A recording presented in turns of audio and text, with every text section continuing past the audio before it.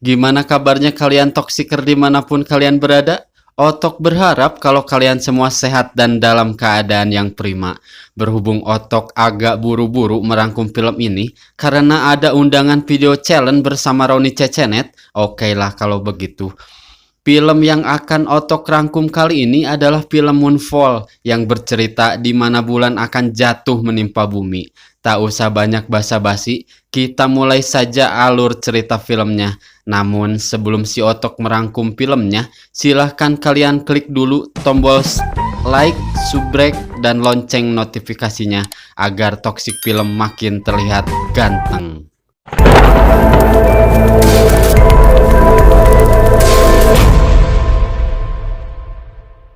Tepatnya pada tanggal 12 Januari 2011, sebuah tim astronot yang terdiri dari 3 orang, yaitu Brian, Marcus, dan Jacinda Fowler, melakukan perjalanan luar angkasa untuk memperbaiki salah satu stasiun ruang angkasa.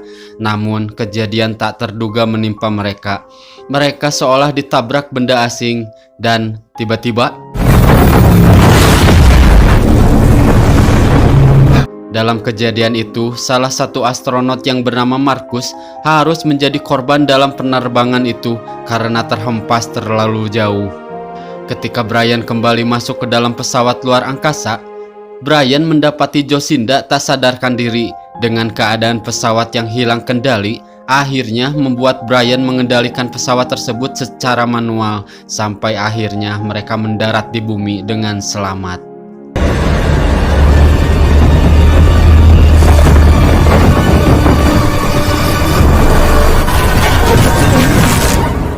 10 tahun kemudian, seorang peneliti yang bernama Dr. Casey Horstman telah menemukan bahwa terjadi keanehan pada orbit bulan. Namun sayangnya, tak ada seorang pun yang mempercayai Dr. Casey, sehingga akhirnya keanehan itu pun kini telah diketahui oleh pihak NASA yang mengatakan bahwa radius orbit bulan semakin berkurang, yang mengakibatkan posisi bulan makin mendekati bumi. Bahkan, jika kejadian tersebut dibiarkan, kemungkinan besar bahwa bulan akan jatuh dan menabrak bumi. NASA pun melihat di salah satu monitor mereka bahwa di salah satu lokasi di bulan yang bernama Markrissium telah terjadi suatu pancaran gas yang sangat kuat. NASA pun memperhitungkan bahwa orbit bulan kini berbentuk elips, yang artinya bulan akan mengelilingi bumi sebanyak 3 kali pada ketinggian 17.000 km. Karena gaya gravitasi yang saling tarik-menarik pada saat itu, maka serpihan-serpihan bulan yang diperkirakan setara dengan ukuran kota akan terlempar dan menabrak permukaan bumi. Diperkirakan hanya dalam waktu 3 minggu saja sebelum kejadian itu benar-benar terjadi. Karena keanehan tersebut, NASA pun akan mengirimkan para astronotnya guna menyelidiki lebih lanjut tentang temuan tersebut. Akhirnya, kabar itu pun telah sampai kepada masyarakat setelah salah satu akun media sosial telah mengungkapkan hal tersebut, yang membuat semua orang pun dilanda kepanikan. Karena keadaan semakin tak terkendali, kini NASA pun harus turun tangan dan melakukan jumpa pers dan mengatakan bahwa kini pihaknya akan melakukan penelitian lebih lanjut, sehingga orang-orang diminta tetap tenang dan tidak panik. Kini NASA telah mengirimkan beberapa astronotnya guna mendaratkan pesawat mereka di bulan dan meneliti secara langsung penyebab terjadinya perubahan orbit bulan tersebut. Setelah mendarat, mereka mendapati sebuah lubang yang sangat besar di salah satu lokasi di bulan.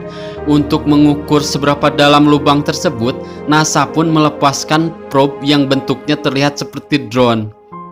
Tak lama, probe tersebut hanya tertahan di kedalaman 25,6 km saja. Setelah terhenti sejenak, kini probe tersebut naik kembali ke atas permukaan bulan dengan kecepatan yang sangat tinggi, diikuti dengan orbit bulan yang bergeser kembali. Dalam keadaan itu, kini muncul sebuah makhluk luar angkasa. Makhluk itu terlihat seperti jutaan butiran pasir yang kini sedang mengelilingi pesawat luar angkasa mereka. Dan tiba-tiba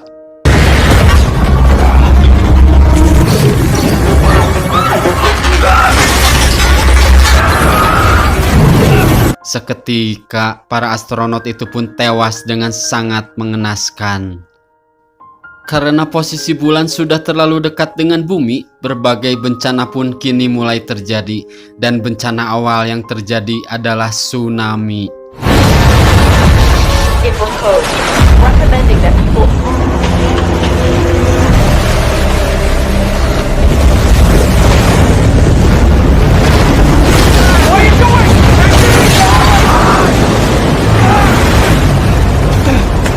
Thunder husband!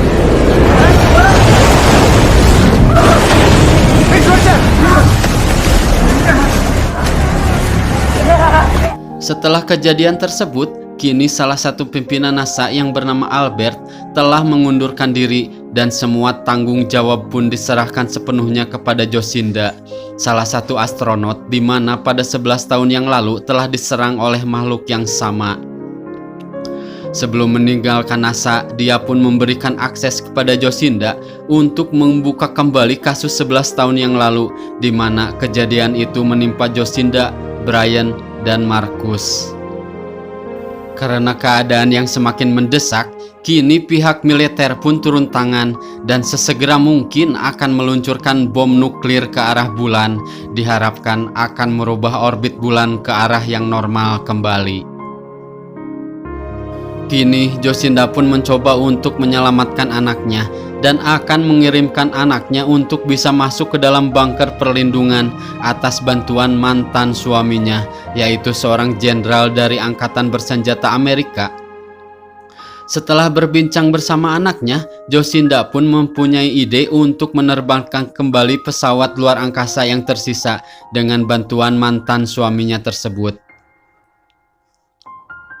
Kemudian Jocinda pun menanyakan tentang sebuah senjata, yaitu Zulu X-Ray 7, di mana itu adalah sebuah EMP prototype yang mungkin bisa memusnahkan makhluk tersebut.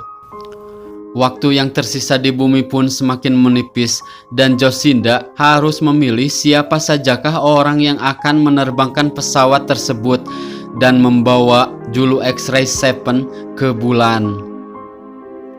Ternyata Brian, mantan rekannya ketika peristiwa 11 tahun itu terjadi. Setelah bertemu yang secara kebetulan bahwa kini Brian sedang bersama Dr. Casey, di mana sebelumnya mereka terus membahas perubahan rotasi bulan yang telah terjadi. Setelah Jocinda menjelaskan rencana yang secara terperinci, Brian pun memutuskan untuk ikut dengan imbalan anaknya yang kini tengah ditahan di penjara khusus remaja harus dibebaskan terlebih dahulu.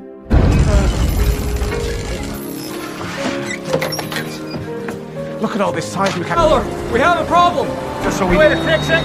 Not here. We need somebody who can help us. Anyone that... Look!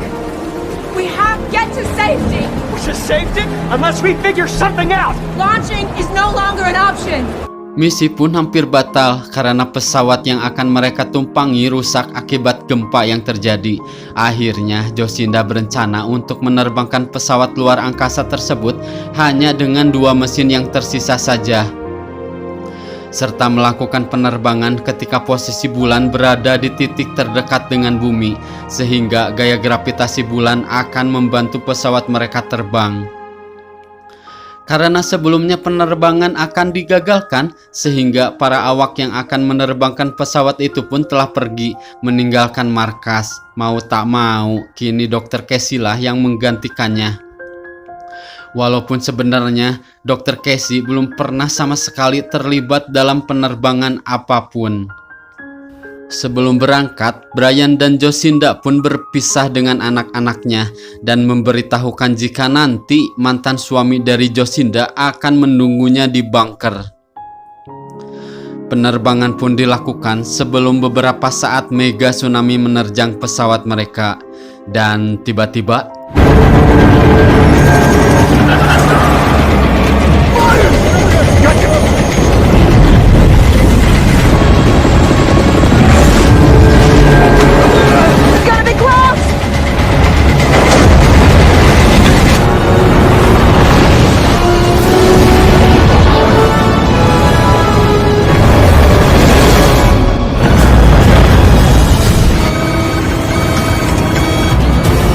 We're drifting right.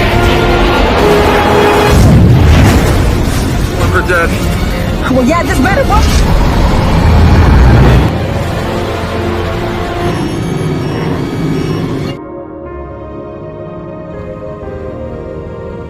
Pada akhirnya, pesawat mereka pun berhasil berada di ruang angkasa.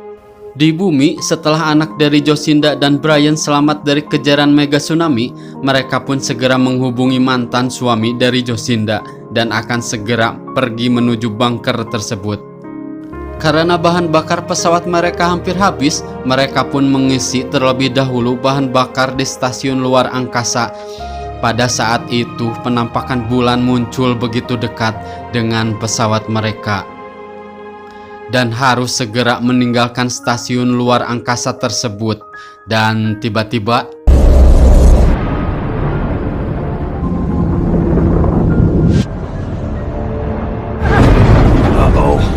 Well, that doesn't sound too good.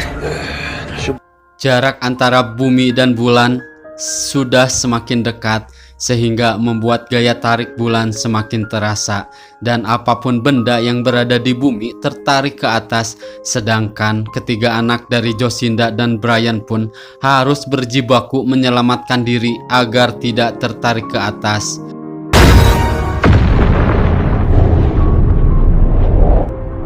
There it is.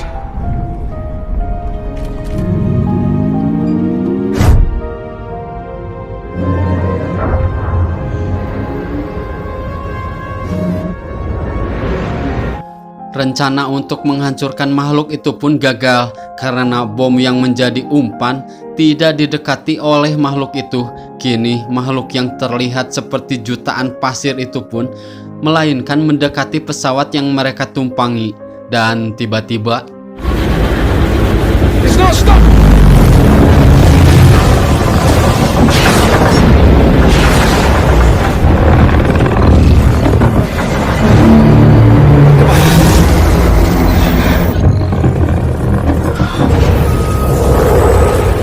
karena kini Brian telah mengetahui bahwa makhluk itu hanya tertarik dengan benda elektronik yang hanya memiliki unsur organik saja, yaitu manusia.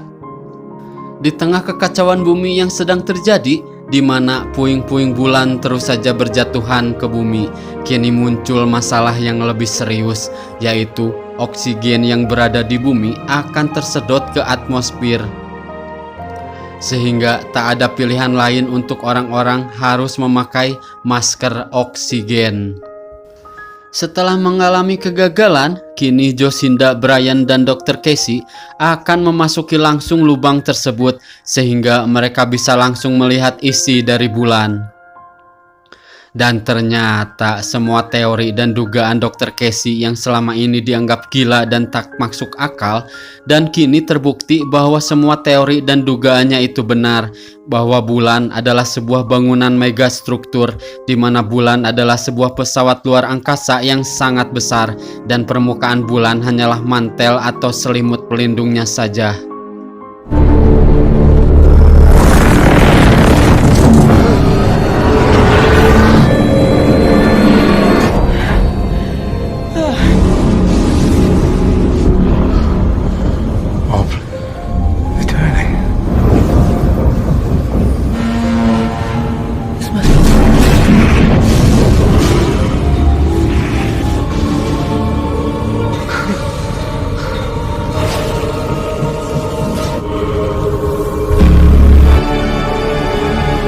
Di tengah perasaan takjub yang kini dirasakan oleh Dr. Casey, Jocinda, dan Brian, kini mereka harus berhadapan kembali dengan makhluk itu. Ketika pesawat mereka berada dekat sekali dengan makhluk itu, beberapa saat sebelum mereka melepaskan bom, dan tiba-tiba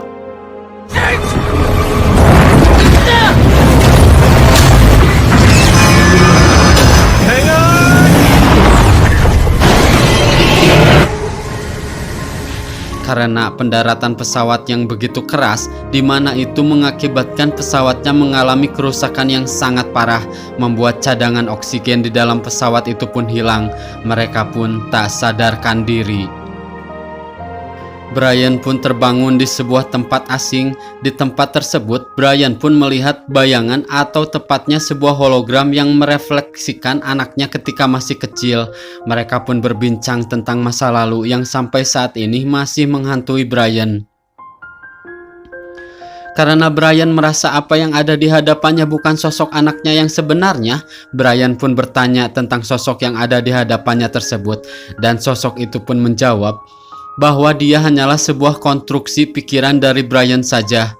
Hologram itu pun kembali menjelaskan dan menceritakan bahwa miliaran tahun yang lalu manusia pada saat itu menjadi pusat peradaban alam semesta yang sangat harmonis, yang dikendalikan oleh sistem komputer yang belajar mandiri dan melayani dalam semua kebutuhan mereka sehari-hari, atau disebut AI, Artificial Intelligence, yang artinya kecerdasan buatan. Sampai pada akhirnya berubah, kecerdasan yang mereka ciptakan berbalik melawan mereka, seakan-akan tersadar dan berubah menjadi kawanan yang tak terhitung jumlahnya dan disebut nanoteknologi. AI pun mulai perang dan menghancurkan semua kehidupan biologis untuk menghilangkan semua ancaman terhadap keberadaannya. Di tengah perbincangannya itu, Brian pun bertanya apa yang sebenarnya dia inginkan darinya. Hologram itu pun menjawab bahwa mereka membutuhkan manusia untuk memancing makhluk tersebut menjauh dari inti bulan, sehingga bulan dapat kembali ke orbitnya. Setelah terbangun, Jocinda dan Dr. Casey yang sedari tadi mencari keberadaan Brian pun kini menghampiri. Tak lama setelah itu, mereka pun kembali ke dalam pesawat. Namun tak disangka, pesawat mereka yang tadinya mengalami kerusakan parah, kini seolah telah diperbaiki dan terlihat baru. Dan tiba-tiba,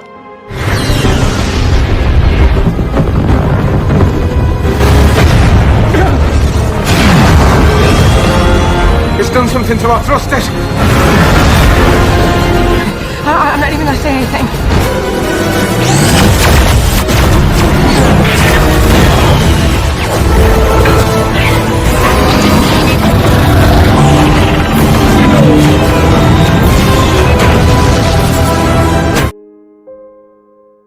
kini posisi bulan sudah semakin dekat dengan bumi, di mana orbit bulan hampir memasuki atmosfer bumi. Pihak militer pun yang telah menunggu posisi bulan memasuki atmosfer guna meluncurkan bom nuklirnya ke arah permukaan bulan. Tapi dalam hitungan ketiga, ketika saat memegang kunci peluncuran nuklir tersebut dan sekaligus sebagai mantan suami dari Jocinda, dengan tiba-tiba menghentikan rencana itu dengan dalih bahwa mantan istrinya tengah berada di atas sana, dan ia pun sangat meyakini bahwa mantan istrinya itu mampu menyelamatkan bumi. Kini bulan telah memasuki atmosfer bumi, sehingga jika tidak segera mengambil tindakan dan menyelamatkannya, kemungkinan besar bulan akan benar-benar menabrak bumi. Di tengah kekalutan itu, Brian yang sedari tadi dikejar oleh makhluk AI, kini menunggu makhluk itu untuk berada dekat dengan pesawat mereka. Kini Brian pun mempersiapkan bom Zulu X-Ray 7 yang akan digunakan untuk meledakkan makhluk tersebut. Sedangkan Jocinda dan Dr. Casey, Brian perintahkan untuk keluar dari zona ledakan bom. Namun di tengah perdebatan itu, tiba-tiba Dr. Casey pun masuk ke ruang kendali bom dan mengunci ruangan itu dengan dalih bahwa dialah yang harus menyelesaikan misi ini, karena Dr. Casey merasa bahwa selama hidupnya ia selalu dianggap lelucon oleh orang-orang di sekelilingnya. Setelah pesawat terpisah dengan awak pembawa bom sekaligus berpisah dengan Dr. Casey, Dr. Casey pun mengatakan yang sebenarnya bahwa selama ini ia bukanlah dokter sungguhan. Tak lama setelah itu, dan tiba-tiba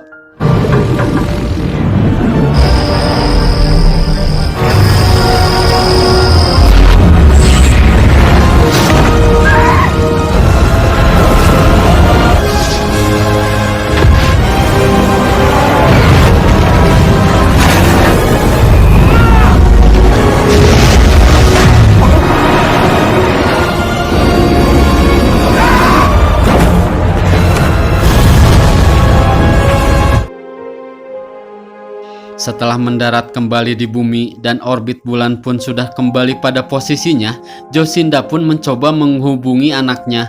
Mereka pun lega karena anaknya kini telah selamat. Di post credit scene, kita melihat Dr. Keci telah dihidupkan kembali kesadarannya oleh penghuni bulan, dan kini Dr. Keci telah menjadi bagian dari bulan. Film pun tamat. Akhir film yang sangat futuristik sekali. They live. Should get started. Pesan yang bisa kita ambil dari film tersebut adalah terkadang kita hanya bisa memandang rendah sesuatu yang sebenarnya sangat berharga untuk kita, menghinakan sesuatu yang sebenarnya selalu menghargai kita. Maka dari itu Otok berpesan, hargailah sesuatu yang tidak kita anggap berharga sebelumnya, sebelum sesuatu itu menghilang dan menghancurkan kita. Kami segenap kru Toxic Film yang krunya cuman si Otok aja, undur diri. Adios, see you next film.